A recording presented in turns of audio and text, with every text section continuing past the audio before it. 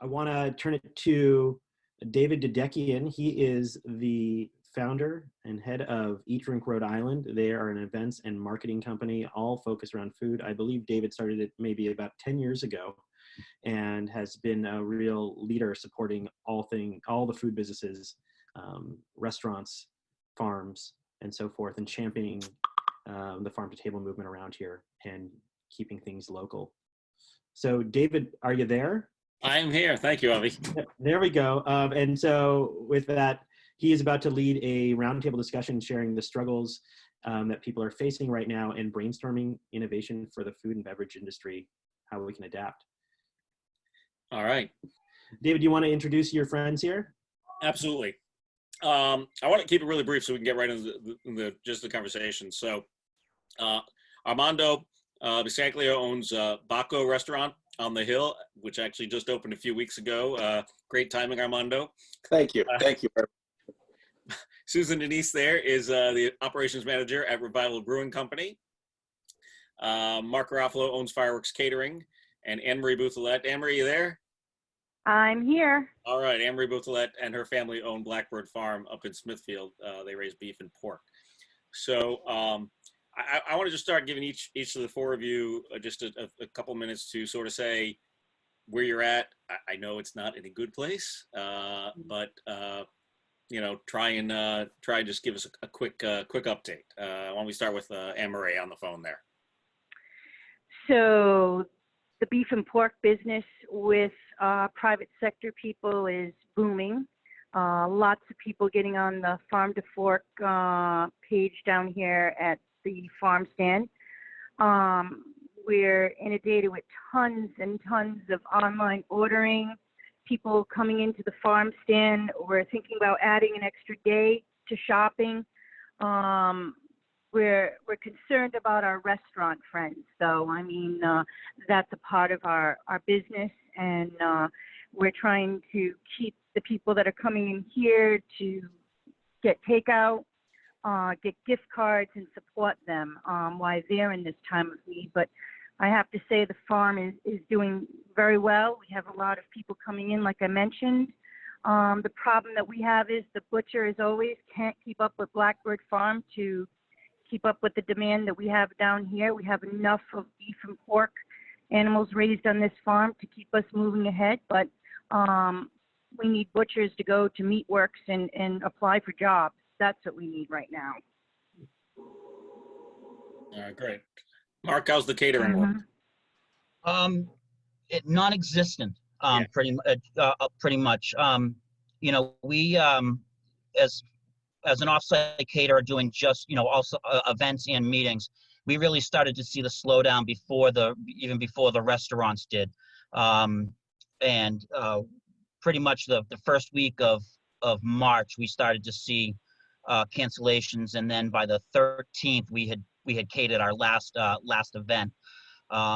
And right now, April and May are pretty much a wash as well, and we're hoping for June. You know, we have a bride who is supposed to get married on June 6th, and you know, it's a waiting game. So I unfortunately, you know, I immediately had to lay off all of my staff. I'm here. I'm doing some curbside takeout. I'm trying to build it, just kind of throw everything at the wall and see what sticks, just to keep the lights on right now. I'm not afraid of closing just yet or anything like that, but I'm more afraid of what it's going to look like if this keeps up for another 2 to 3 months, and then, you know, what the staffing will be, and then of course the difficulty. I'm already looking ahead at thinking about what it's going to be like to start back up again, you know. So anyways, that's kind of what offsite catering, we really it's almost non-existent. Yeah. All right. Armando, new restaurant, though you've been in the restaurant industry for years. How are you taking things? Well, to be honest with you guys, I started out with the idea and the concept of staying closed. I actually closed the first 2 weeks from the point of the governor calling it pretty much quits. And then I actually, because I'm a smaller restaurant, I can't sit in an open building and just let food wilt away. I just can't do that. I have a different style in the kitchen and a different style of what we do. So what I started doing last week, based on my customers, is Friday all week I put the specials up, and on Friday nights they have to send me their orders, and then on Saturday they can either pick it up or we deliver it with one of my guys. And actually, we started last Saturday. It's been incredibly well. I mean, incredibly well. Between that and the gift cards and the deliveries and the takeout, all that jazz really worked itself out nicely. And what's nice about that is, by doing that, there's really no waste for me.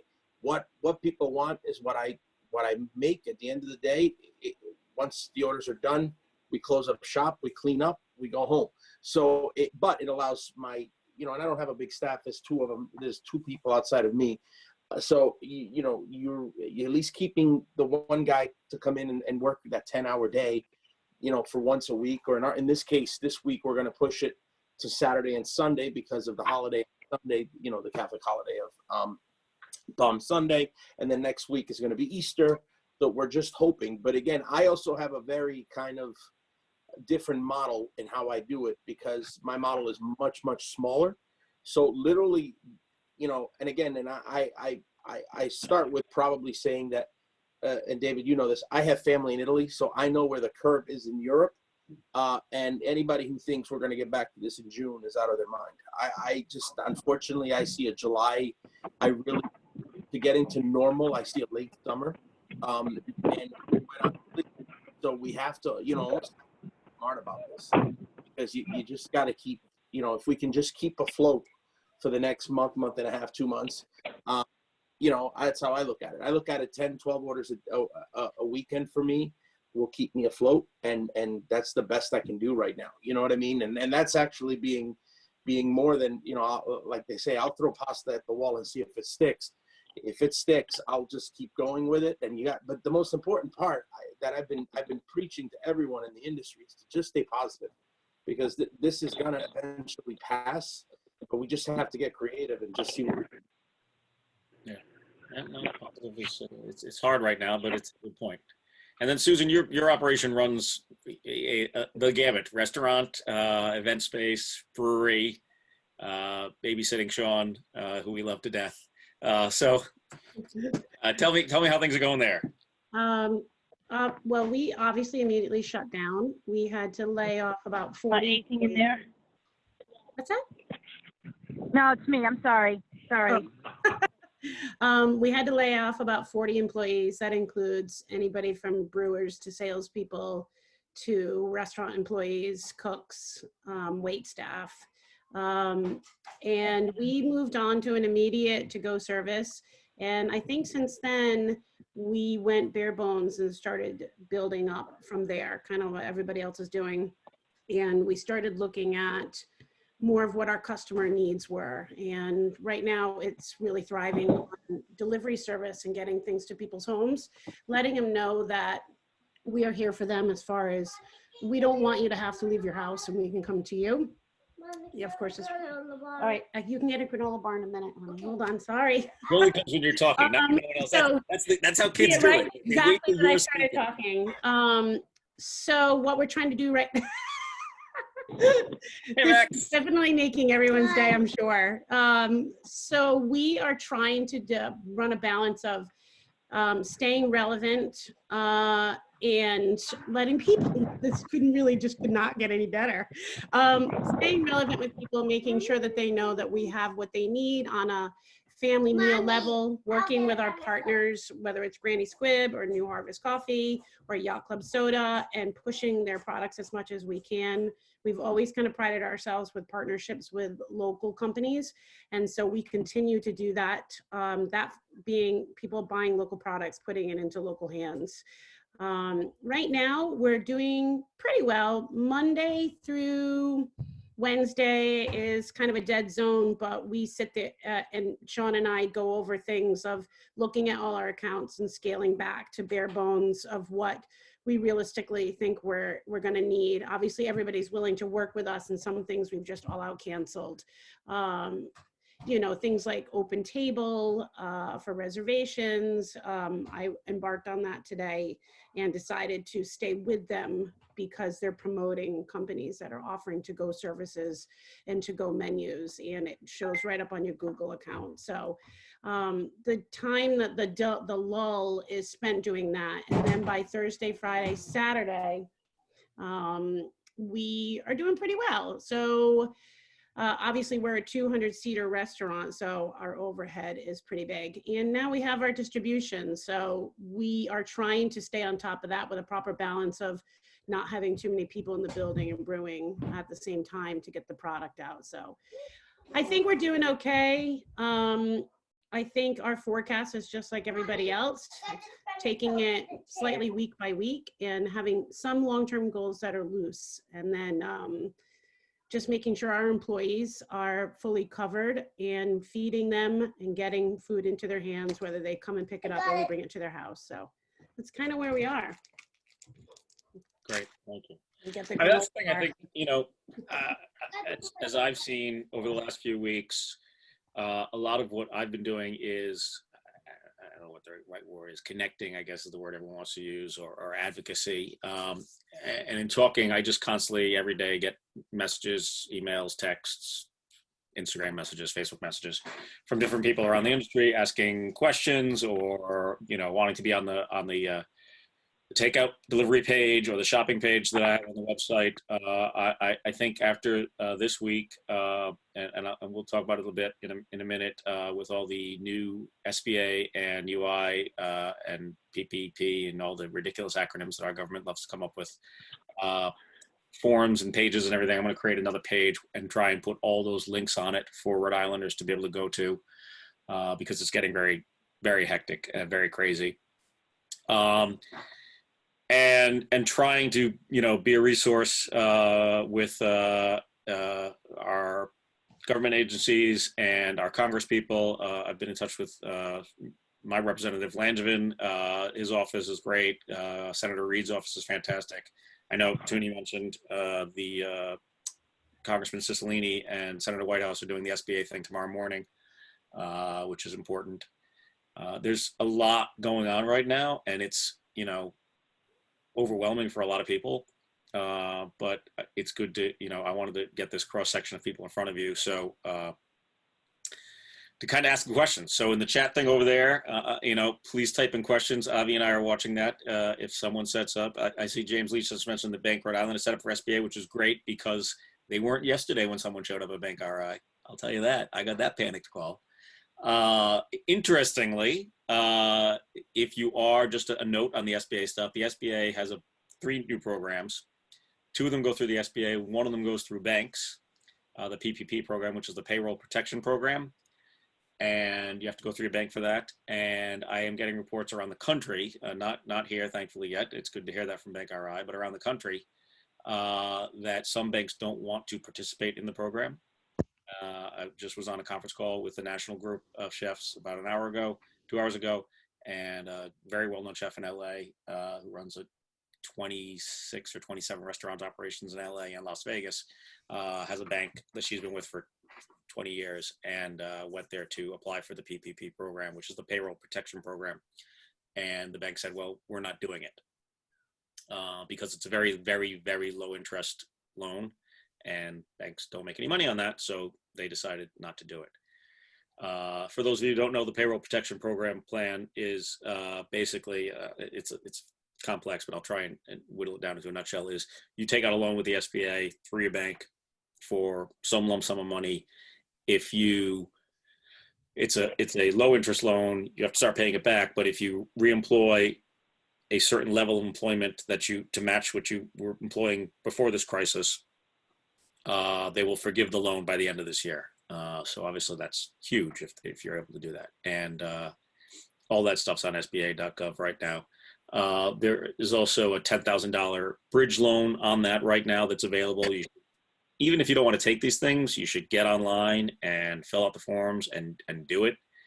There's also, for those of you who are business owners or self-employed people, which I'm thinking there are a lot of people on here that are, the federal government authorized unemployment insurance for all of us who are self-employed or single sole proprietors, things of that nature, which, you know, we could never take unemployment insurance before.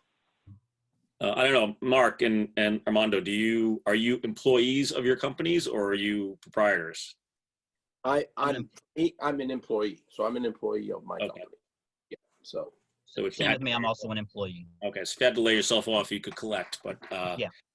I didn't go that route, and a lot of my friends who run restaurants don't go that route. Sometimes it's not always the viable option, and so DLT, the Rhode Island DLT website has not been updated yet, but they're claiming the feds haven't given them information.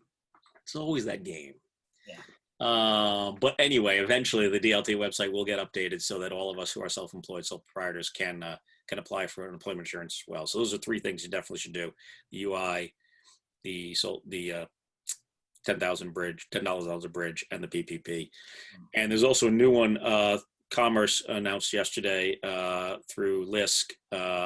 It's for very small businesses, 10 employees or less, but you know, it's on the Commerce website. Again, I'm going to throw all this on one big page for everyone. The Hospitality Association and LISC and Bank Newport put this one together on the Commerce website, and it's a bridge to the program, which may or may not work for you, but if it does, these are things you should definitely look at. Toonie just put in the chat the SBA disaster loan comparison chart, which I have not seen the comparison chart. That's interesting. Thank you. I've looked at the SBA programs. So back to our roundtable, and please, if there's anyone questions for any of them, I'd love to have it. James Leach put in Robin's Urban's contact info at Bank RI, which is great. So if you use Bank RI, even if you don't, you need an SBA person, there's a person there for you to contact for SBA loans. David, I also want to add, I've heard yesterday that some loans that you should go for the PPP if you're thinking about it, and you can still apply for some of the other loans afterwards. But you might not be able to apply for the other loans first and then the PPP. It's all unfortunately very confusing right now. New documents are coming out every day, and what Senator Reed's office advised was just apply for everything, even if you don't take it, even if you get through the whole process and you say, you know what, I don't want this loan. At least during the application process, you're going through it. Dave, I sent Toonie a couple of different sheets that explain that, and a calculator you can use in Excel that tells you how to apply. So she can email that around. Great, fantastic. So just some other thing. Go ahead, Mark. I was just going to say, aside from the loans and things like that, if you know, being creative with cutting your immediate expenses is something that, you know, I immediately got on the phone with my insurance guy, and I was able to rework some of my policies, you know, especially where it comes to, you know, what sales are going to be, what payroll is going to be, so with workman's comp, I have a couple of vehicles that are idle. So that you know, it may seem like pennies or whatever, but you know, 1,000 here, 1,000 there, it, you know, it will definitely help to get through the next few months. You know, things that you don't need. I canceled my liquor insurance, just, you know, until we're back up and running. So, you know, there's other ways too, as far as before going out to get loans, and in addition to doing that, just really taking a look at what your expenses are and where you can, you know, where you might be able to cut back, you know. Absolutely. Yeah, so that was all. Well, I mean, and then I was just going to end with the loan conversation. With the hard part about this is a lot of these businesses, in a lot of the small restaurant businesses, have expenses, has debt already, and another loan is not what anyone needs. I mean, Armando, you just built a brand new business. I assume you have some debt. I'm in complete agreement. To me, you know, and I was very fortunate. I was able to really, like, you know, but at the end of the day, I don't want 10, 12, 15 more thousand. I would rather just stay idle. In my case, I can just stay idle. And it's always helpful in my life because I have a partner that is actually working. So if I was by myself and didn't have a working partner, I probably would contemplate it. But in my case, you just have to kind of sit idle and let it kind of go through. Obviously the unemployment part, if that goes through, it's an easy step. It's a maintainable step. It's something to hold the physical part off of it. The one thing I kind of want to add to all this is, and this is to those who are part of the restaurant world, you know, I don't know about you guys, but I found the one thing that has really helped us out in the state of Rhode Island is the generosity that these folks that come into your places are. I mean, you know, and I'm open to say this, but I mean, you know, last week we almost did $5,000 worth of gift cards in a day. So you know what I mean, and that's very important because what you're getting is you're getting people that are willing to help you. You know what I mean? And again, in a 200-seater, it's definitely different. And I've worked for 200-seaters before. I definitely understand how that works. But in my case, to get 5, you know, in the way I look at it is that covers my rent for 2 months. So that's one less thing that you have to do. But I completely agree to add another, even in the idea of, well, should I take it? Should I not take it? The way I look at it is, if the money's not there, then I don't have that option to take it or not take it. If the money's there, 90% of us are going to say, well, the hell with it. We're going to take it anyway. And then that creates another issue. The other thing, you know, I think most people forget also is what is going to happen when we reboot this. And I think most people are worried about the moment, the time being, but I think like you have to go and think 3-4 months in advance, because you then have to really start thinking about what it's going. Let's just say that we jump in and in a perfect world, everything goes boom and we go back into booming, you know, 5-6 days a week, running like crazy. That's great. But what happens if it doesn't do that and we have to almost start the same way we ended, which is, okay, we can only get 15 people in and people are still scared to go out. And so now we have to, so you have to plan this thing out for the way it is. And I think we really don't have that grasp because we really don't know what's going to happen. And it's why I said in the beginning, David, and to the group, really follow what Europe is doing right now, especially Italy. And Italy is right now, they're what we're going to be 3 or 4 weeks down the line, whether we don't want to admit it or not. I mean, it's probably not going to be as tragic. And although the state of Rhode Island is being kept it's being kept well right now, but think about how they're trying to reboot and reopen and so we really have to like keep that in mind. I think it's we can't look at one picture. We have to look at the overall kind of everything. You know what I mean? No, absolutely true. No, it's very true. Susan, how are sales of other things besides restaurant food? Beer's pretty good. I mean, obviously, you know, when things like this happen, people drink a lot. And so beer sales are actually really good. I, for one, come from sales of selling wine for 15 years. So I can speak on behalf of other people on that nature that obviously we've seen liquor stores are doing absolutely fantastic. So outside of food wise, that's doing okay. Gift certificates, we haven't seen as much as you've seen, Armando. I have this I'm reluctant a bit to sell so many gift cards because I worry that when we open up, it's going to be $5,000 worth of gift cards and we're still going to be in a hard time. But we have thought of ways of $20 gift cards get $20, and then that way there's a little kind of give and take on that. And I'd like to push that a little bit more. But outside of food, I mean, we look at things on retail value, which is kind of what I was just thinking about. There was a little bit of a conversation the other day about it, of what are we allowed to offer as far as what we're selling at retail. Beer, wine, ciders, of course, and food. But I did have a question about where does that retail end? I'm not selling bottles of liquor. I'm talking about other things, whether people are looking for other things from us. So yeah, I mean, it seems a little fluid at the moment. I mean, there's certainly, you know, things in the executive order the governor has passed, but at the same time, I think I won't say the systems are more lax right now, but that they're not as enforceable if you're doing things properly. You know, if you're you know, a business that knows what, you know, are doing things food safety wise and everything, you know, you can get away with selling things that you wouldn't normally sell and wouldn't probably be financially beneficial for you to sell on a regular basis anyway. no. But yeah, I know, for example, Derek and Nick's on Broadway is like selling pate and selling things in containers that, you know, essentially it's to go, just, you know, larger portions. Yeah. You know, Persimmon sells their bolognese and things of that nature.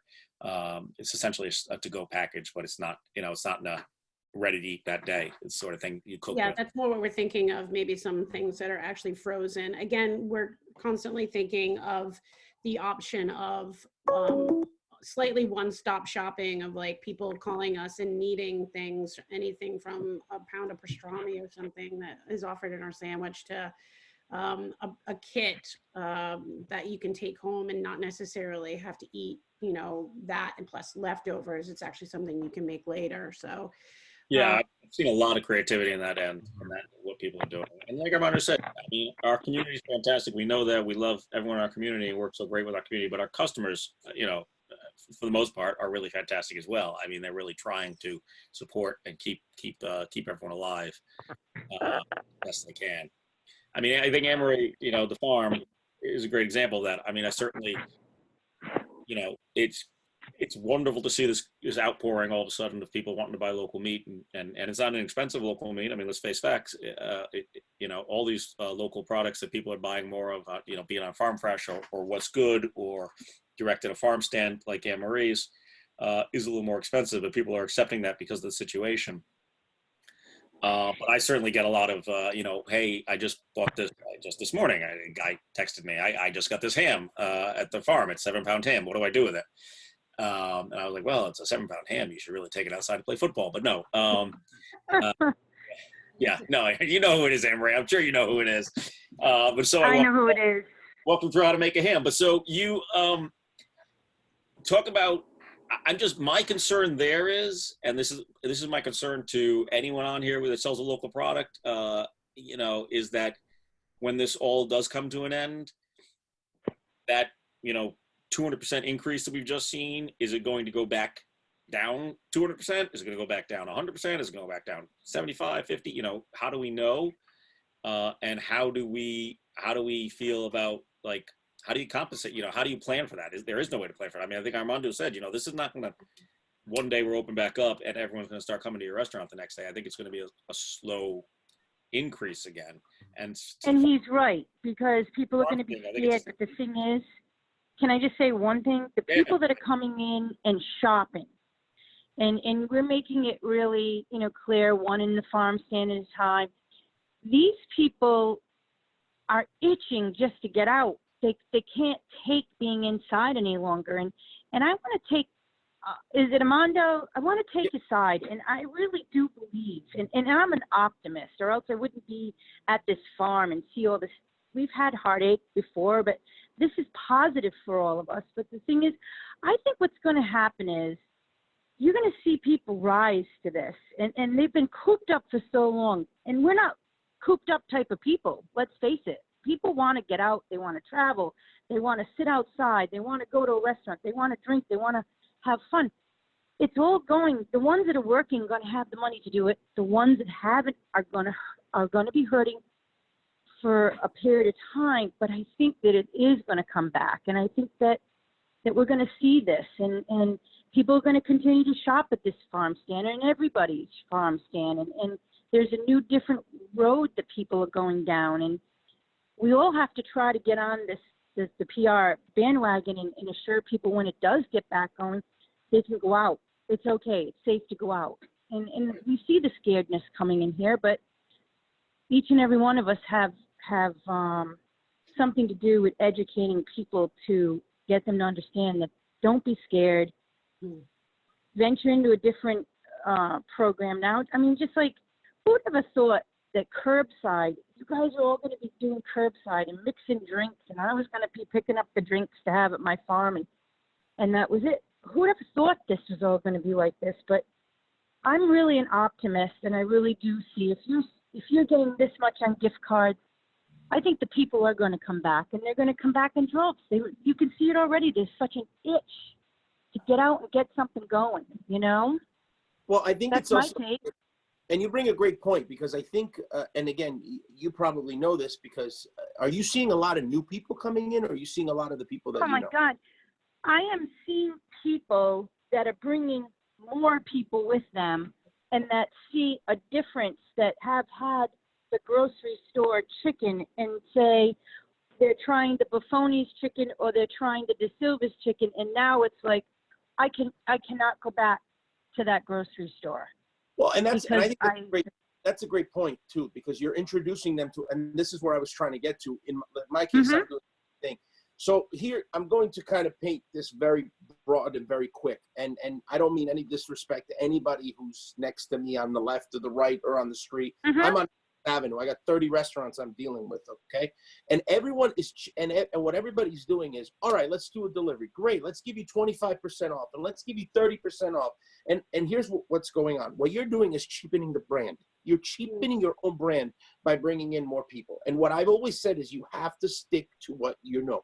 You've got to stick with what you're good at. In your case, if you know you have a good chicken and the product is what it is, you're going to stick with it, because at the end of the day, when they can't go to any of those places, they come to you. Now you're reinventing and you're reintroducing them to a product that maybe they didn't know. Okay? You know what I mean? And so I think that's the way you have to say, and what you have to do is you kind of have to be gritty about it. And so what I did was, because of the governor signing into the law about sending wine, most people don't know this, but I import my own wines from Italy. So I have a specific type of wine that you can't get at a liquor store. So when people call me up and say, can I have your wine? Then that's where you have to be creative and say, look, and I bring the Amarone up because, I have a specific Amarone that no one has, and I'm selling it out of my restaurant for $60 a bottle, which is the same price. Probably, let me see, you put your eyes out, David, like that, because you know what I'm talking about if you understand, you're in somewhat of the wine world. So what you're doing is, but you've got to keep your brand the same, because I think you're right. When this does open up, people need to get out there. And the other thing is this: if you know your customers, and Susan, maybe you because you're kind of on the same page with me as far as restaurants. If you know your customers, then you know who's buying your product right now. You know if these people are nurses, doctors, if they're working, if they're not working. The only people that aren't buying my product right now are people in our industry, because I have a lot of restaurateurs that come to me because of the particular ideas that I do. And so now you don't have that. So what you have is, I know that my people are going to spend money now, and they're going to spend money when this is over, and they're spending money in the duration because they're working and they have it. So it's about knowing your customer base as well. I fully believe that also helps you out going further. I completely agree with that. I think one of the things that Revival has is like an extremely diverse clientele. And so we've always kind of, because we took over the restaurant a year ago, so we've built a clientele that we had no idea what was coming. And it is extremely multicultural, and it goes anything from hospitality workers that like to come in and eat with us, to beer geeks, to maybe Hispanic families with a bunch of kids, with several kids at home. So what we're trying to do is offer meals that kind of come, we're trying to offer to them, like, we know you have more people to feed. We know you might not be the highest income. So we're here to show you that whatever we're normally offering, we're just going to give you a little bit more. I don't want people to come to us and feel as though in order to go to Revival, it's a luxury thing. I want them to feel okay with getting takeout food. I live in Westerly, so I try to do some takeout with the local people here. And I try to promote it to other people as it doesn't have to break the bank. These are the people that are keeping communities alive right now. So, I look at it the same. I do research. I try other people's takeout. What are they offering? How are they offering it? Is it coming to your door? And I look at my customers and I say, what do they need? We have a lot of apartment complexes around us that have like 500 people in an apartment complex. And I promoted to them that if you want to put your orders in before 3 o'clock, we can deliver a gigantic bulk order to you if you need to, so that nobody has to leave the apartment complex. My sister lives in Puerto Rico and they are completely shut down. She lives in Rincon. She's getting all home food delivery, all of it. All restaurants, they're not allowed to leave their apartment complexes. They're also not allowed to walk on the street. They're not allowed to drive on certain days according to their license plate. So I'm watching what they're doing as well. And it's all home delivery, and people are saying what they need, and the places are getting what they need and supplying them with that. So I totally agree. I have one question. Are you retaining these customers for the future so you can reach out to them if they're new customers visiting you? Absolutely. Yes. Because a lot of our stuff is online ordering, they obviously have to put in all their information. And so, you know, we use Upserve. And so with that, we do gather their information, and we want to make sure that we're sending thank yous out. Right now, we're running like a little selfie promotion of like, take your selfies of your to-go food, a revival, hashtag revival at home. And for every so many selfies, we'll make sure we give you a 4-pack. And maybe we'll take that on the road and bring it to them. And we want to make sure we have it full circle for the people that are supporting us right now. In my case, James, it's a good question. I do it a little differently. So the way I do it is thanks to the work that we really have done in the first 2 months that I've been open with Instagram and Facebook, I try to be I'm on it every day. And so my world really revolves around the chain that we have of the connections. Plus, literally, I deal with, I don't have a restaurant phone. My restaurant phone number is attached to this. So every number that comes through me through the phone, I keep. And what I end up doing is in the small time we've been open, I've taken all the numbers. And so literally what happens on a Monday morning, I send out my specials. David, I think you got it this week. And on Monday morning, I basically go and it takes me about an hour and a half. And I send it out to basically the world that I deal with, everyone that of my customers that are ordering. And then what they do is, as the week prolongs, we go through it. On Thursday, I send them another. And then on Friday, like as we speak, I'm getting orders right now for this weekend.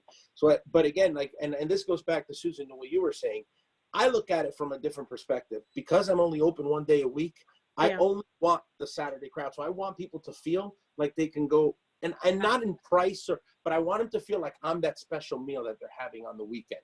You know what I mean? And that's why I put a special on, like almost like a Saturday night special.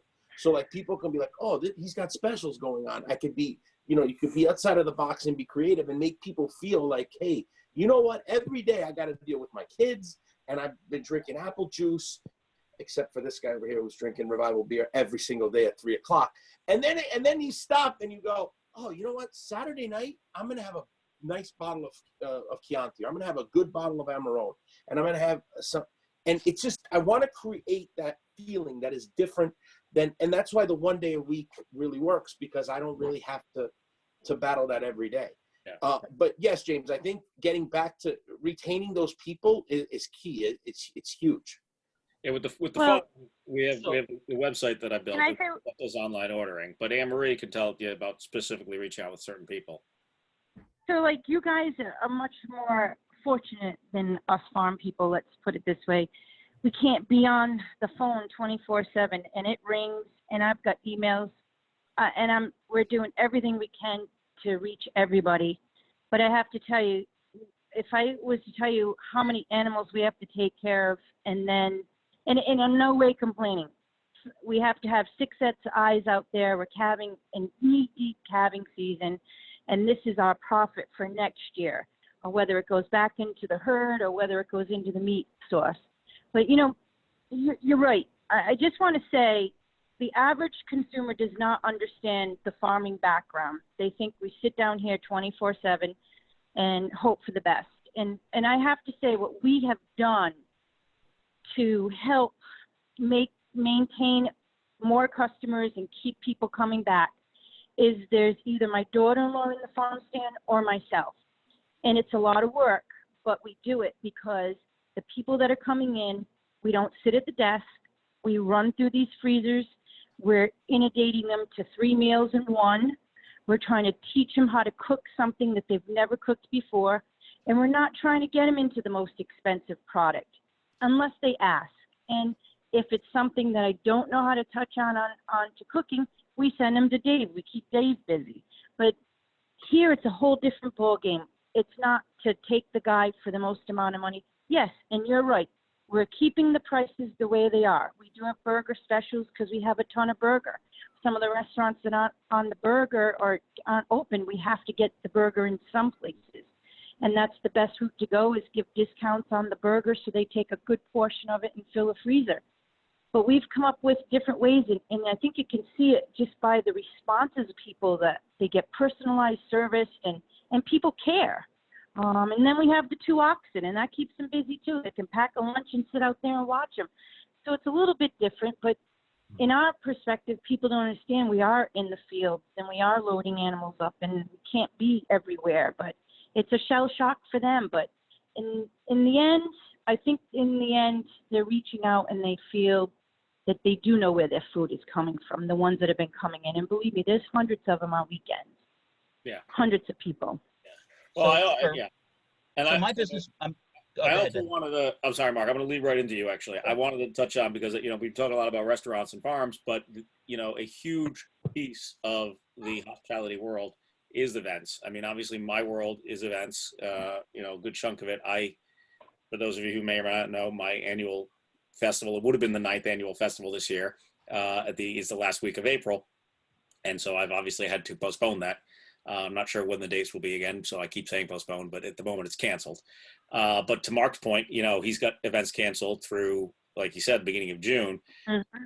What, Mark, I mean, that's the type of thing. I mean, are you rescheduling? How does that work? I mean, what are you doing in your case?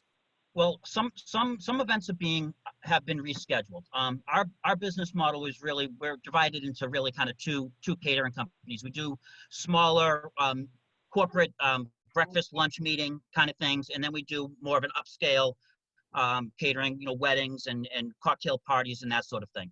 So some of the large events have been rescheduled. Okay, but all the smaller events, the breakfasts and the lunches, the corporate meetings and that sort of thing, those have all been, those will not be rescheduled.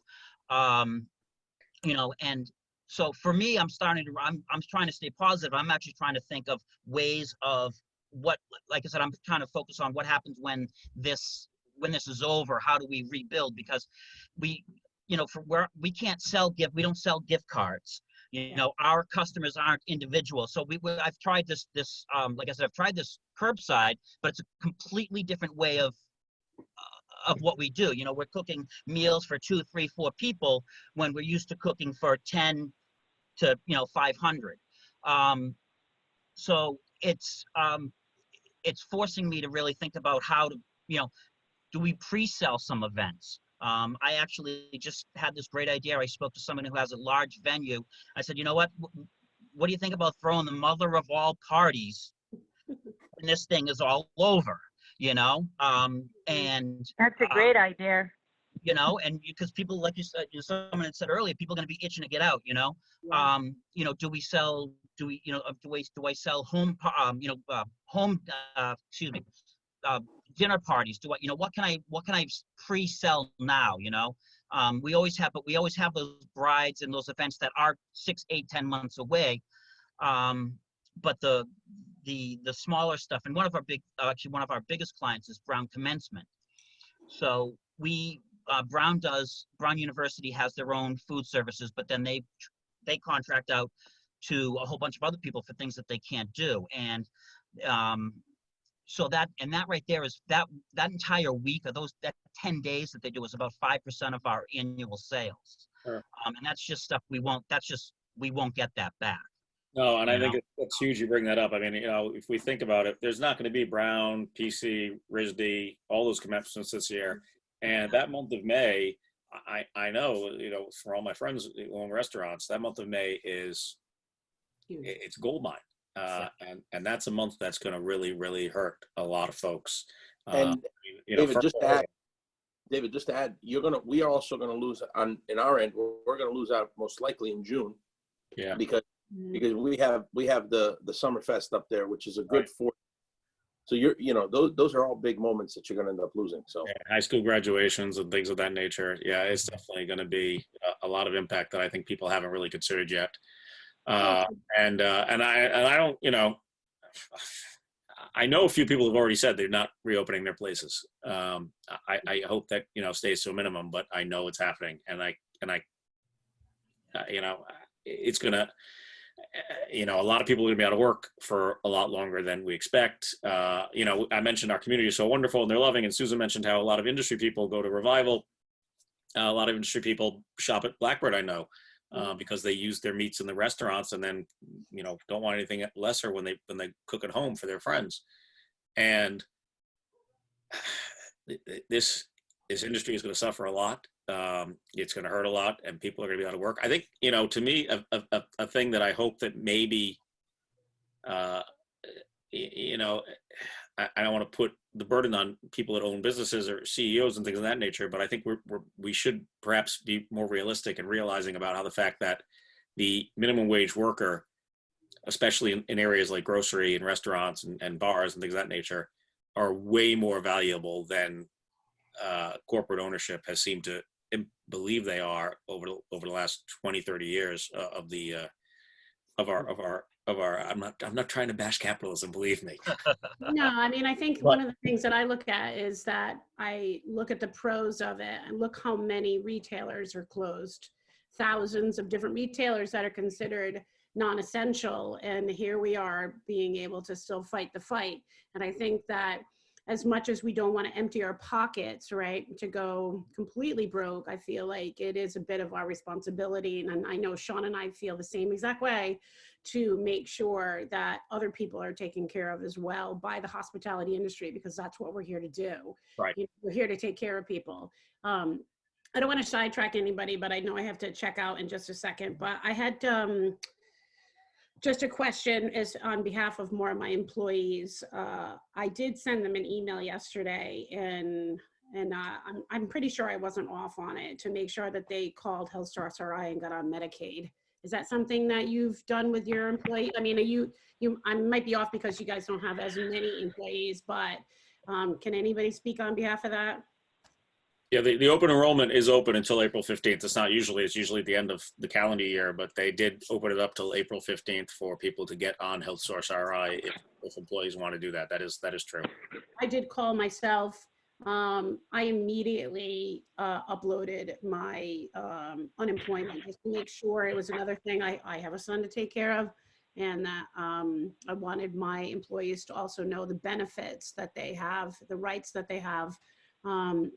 And I have been on an ongoing search to find them ways of them receiving some sort of benefits outside of their unemployment. I know that Ocean Mist had a really great write-up. I copied that to them. There's a lot of links going on their website. And I'm trying to do what I can for them, because obviously their take home on unemployment is probably, I don't know, I want to make an average of $160 a week or something along that lines. A very, very valid point. I mean, unemployment is based on what you file, and if you're a tipped worker, you make less than the minimum wage, which is 10, whatever it is now, 11 something. But anyway, tipped workers make $7.25, and in theory, you're supposed to claim the rest of your tips so that you show your salary, but no one would do that as a tip. Depending on where you work. I mean, maybe right. there It depends, yeah. Well, Yes. I'll say anything from $160 to maybe $350 a week. And I think we're all in the same boat right now. When I try to explain to them, like, every single person is in the same boat. You're as broke as everyone else. We are talking about a community that, and I worked my way up in the industry as well, in the restaurant industry. And so I understand what it's like to be that age, between the ages of maybe 25 and 35, of, you may have multiple roommates, but you're not taking home as much. You're not saving anything either.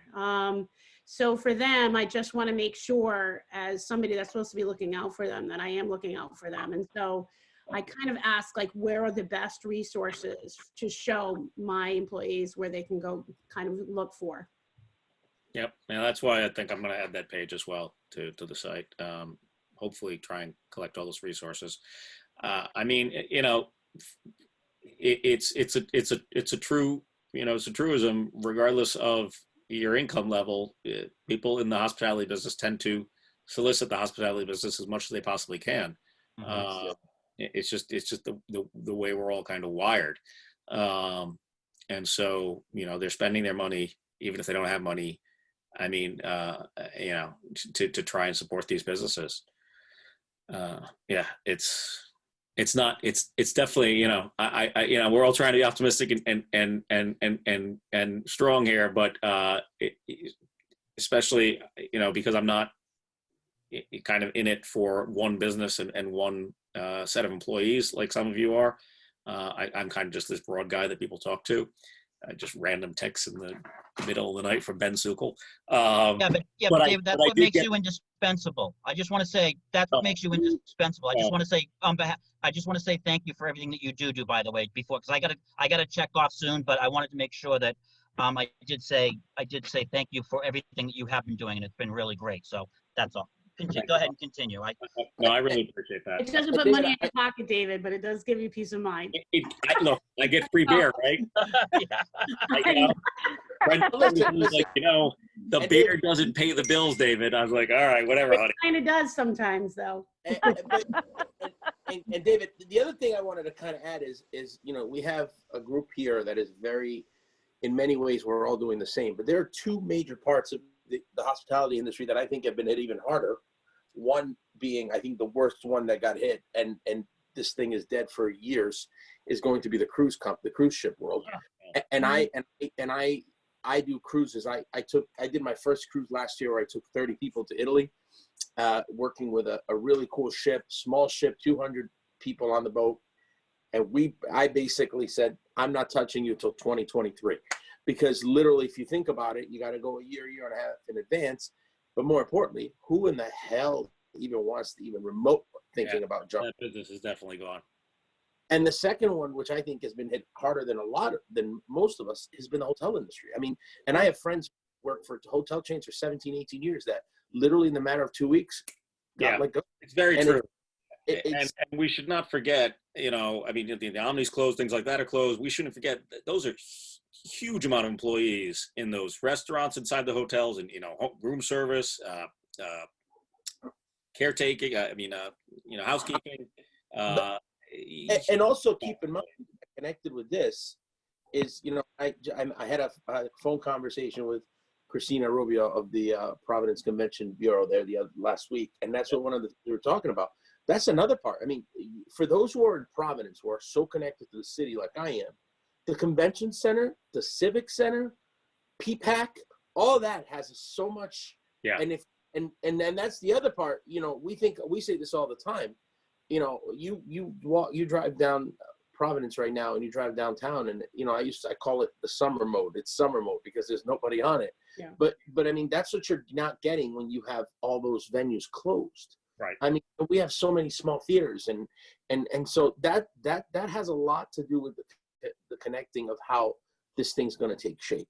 You know what I mean? And again, like, I think once you start seeing, the hotels reopening, and but again, like I said before, my biggest concern is that the way we went from having an open place to, hey, you can only have 20 people in a building, to, hey, you can only have 10 people in a building.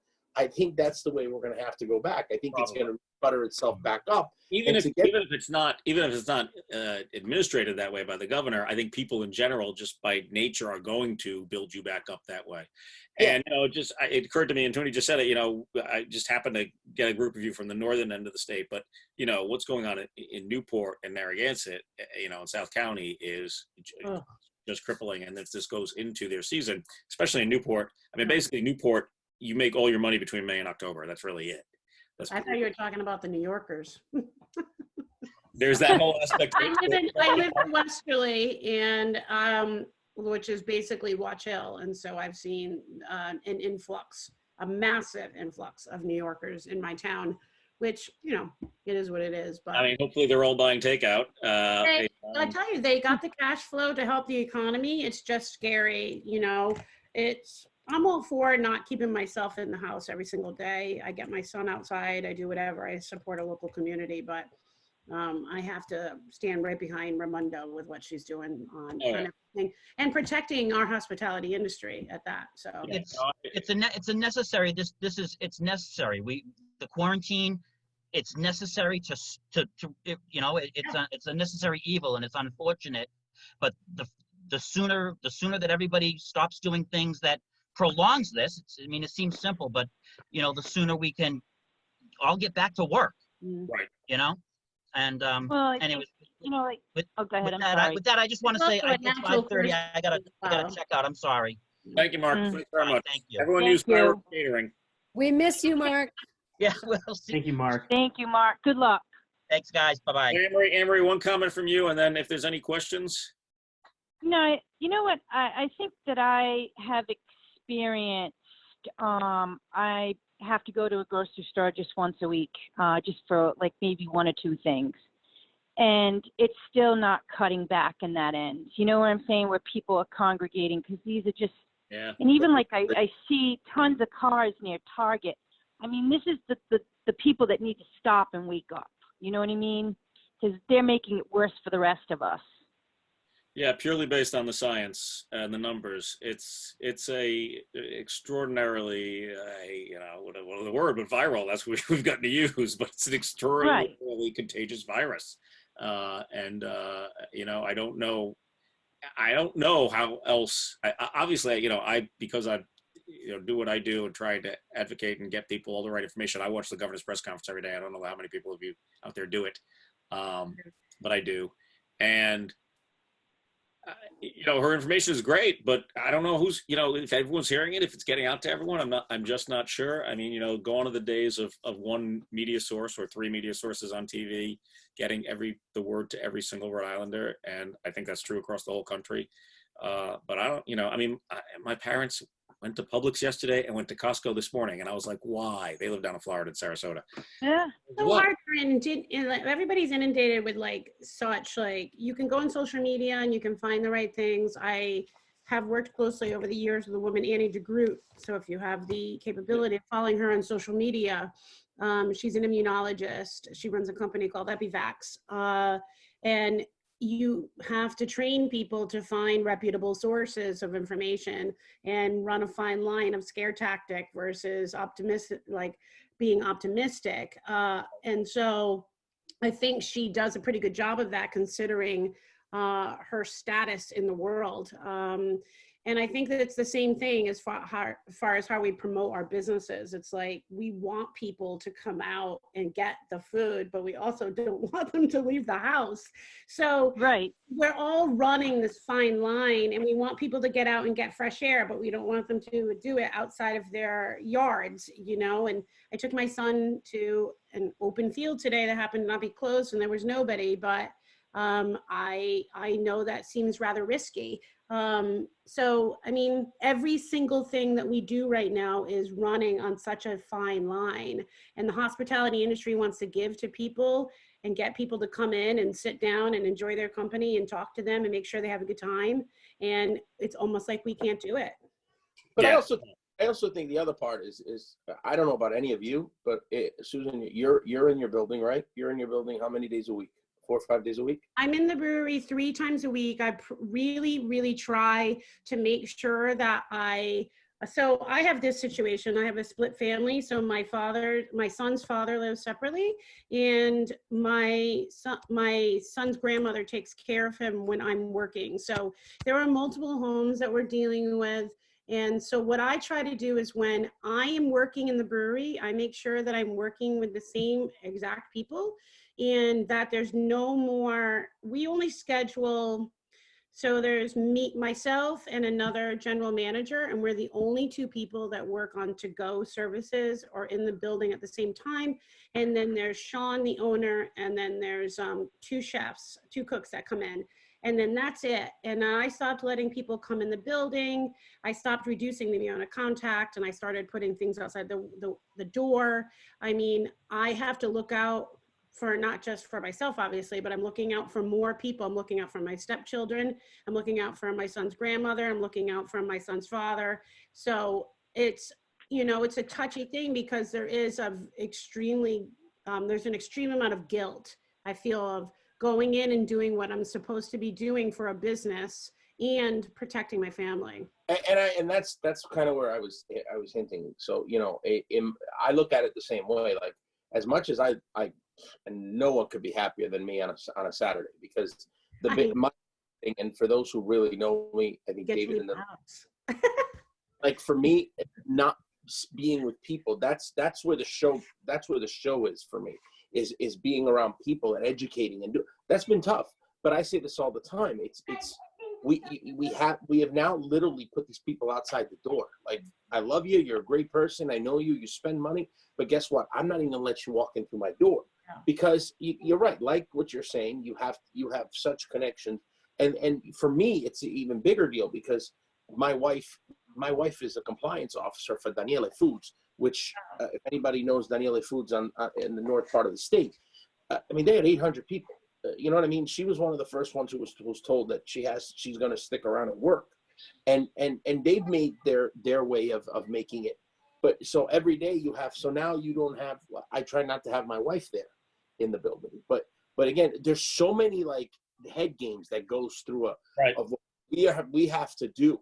Like I say this all the time, and let alone I try to not watch as much TV as I can, because every time I listen to these stories, it's like, you know, and I believe me, I'm all for what's going on with the nurses, but they're going through hell right now, and it you know, we're just trying to like get through this, to weather the storm in the best way that we can. And David, you're home. I mean, and I mean this in all, you know, I see you on every day. You're at home. You're either in your kitchen or you're in your, and it's a whole lot easier when we can do it that way. But for most of us who are working or are physically in our building, like I guess I say this all the time. I'm in my building 4 days a week by myself, even for a couple hours a day, and I'm skeeved out. Like, I know that place is clean. I've cleaned it 1,000 times till Sunday, but I'm skeeved out. And like, I can't even walk outside like without, you know, it's very true. It's a very interesting times we're living in, and we have to, you know, realistically approach it as safe as possible. But, you know, we also have to be human beings. All right. So our hour is up. We already said goodbye to Mark. I want to really thank the rest of you. So go to Susan. When this is all over. Yeah. Go to Susan at Revival Brewing. Buy a lot of beer and food and drink and enjoy. It's a great spot and it's a lot of fun. Head to Baco on the Hill and see Armando. It doesn't have to be a Saturday night when this is all over. In the meantime, you can order some food on a Saturday night. Susan, all these restaurants.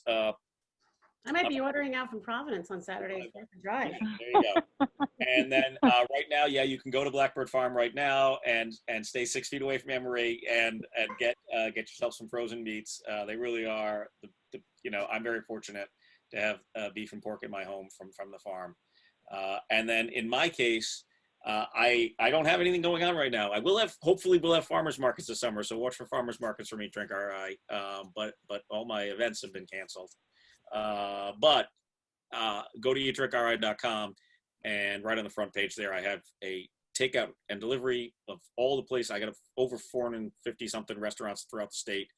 You could sort it, you could search it. So go by town for takeout. I've got a page for the breweries. The Brewers Guild has been feeding me information. I'm updating that all the time. And a page for shopping, like gift cards, t-shirts. I got my North t-shirt today. You can get a Vonda hat. You can get all sorts of things on the shopping page. So all three of those pages are right there on the front of eatdrinkri.com. And then I'm going to create a help page now too. By the way, can you thank your lovely wife for teaching? I mean, I can't even imagine this. Now, I mean, these teachers may still be getting paid, but I've talked to a couple teachers recently, and it is difficult. Oh yeah, imagine this with 70 kids in a Zoom things where she's, you know, dealing with that and the chats on the side, and, you know, actually I can't say, but the parents are more trouble than the kids, I think, in this case, because Brenda's amazing. Oh, Brenda's fantastic. No, I'm saying for her, the parents just don't quite get the Zoom as easily as the kids do.